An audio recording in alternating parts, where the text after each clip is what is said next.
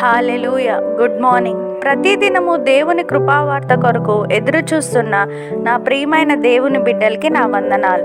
ఈ దినము పరిశుద్ధాత్మ దేవుడు జీవగ్రంథంలో నుండి మన కొరకు ఇచ్చిన వాగ్దానం పేతురు రాసిన మొదటి పత్రిక 5వ అధ్యాయం 10వ వచనం.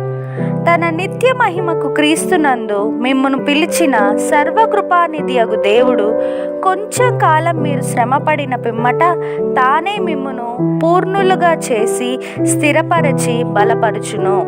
Amen. Verse of the day, 1 Peter chapter 5 verse 10.